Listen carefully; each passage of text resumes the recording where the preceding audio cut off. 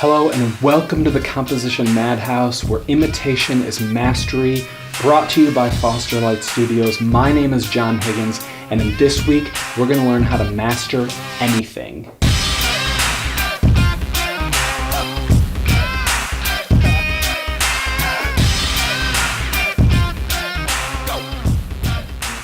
If you want to be great at anything, you've got to know how to be great at anything. And it's actually quite simple. You find the masters and you imitate them. Unfortunately, for many years, from when we were very young, we were taught that we should strive to be original. The problem is that if you want to be original, you can't try to be original. In the academy, C.S. Lewis talked about how PhD programs are set up really are nonsensical. For you to get a PhD in any discipline, you have to contribute a unique piece of scholarship. Unfortunately, we are relying upon the youngest and most inexperienced people to produce the most original work. If you really want to be original, you don't try to be original.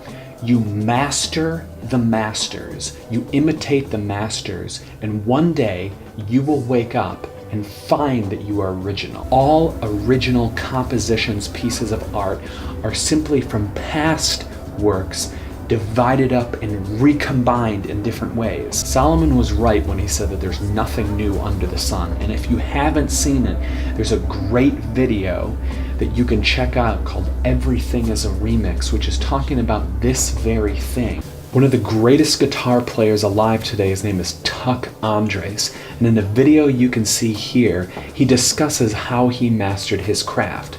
Tuck would go to the library and get albums by Art Tatum. If you've never heard Art Tatum, he is one of the most insane and greatest jazz piano players of all time, and he played fast, really fast. And Tuck would go to the library and he would get albums by Art Tatum. He would play them and he would slow them down, and he would copy, he would imitate, and he would master those solos on guitar. That's how you master anything. One great contemporary example of this is Roberto Valenzuela. In many of his books and teaching, he talks about how photographers never practice. If you ask most photographers, when do you practice, or how many hours do you practice, they'll normally tell you, oh, I had my last wedding a week ago. And he says, no, that's performance, not practice. He used to be a professional classical guitarist, and he would practice hours and hours and hours and hours, and he took that into his craft.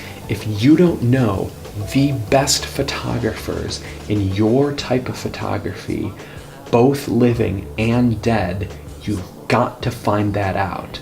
Here at the Composition Madhouse, we're going to be talking about some of the greatest photographers alive today, and I will tell you who they are. So here's your homework for this week. Find the 5 greatest photographers in the world. And no, that isn't subjective. Beauty is real. Beauty is a real feature of the world. Aesthetic properties are objective. They exist in the world. And you are either a poor photographer, a medium photographer, or a great photographer. If you want to master anything, you need to copy, copy, copy.